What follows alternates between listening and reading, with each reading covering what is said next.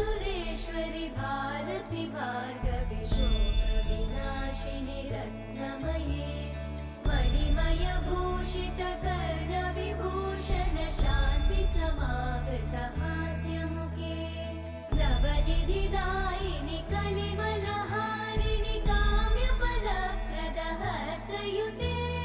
जय जय हे मधुसूदन कामिनि विद्या लक्ष्मी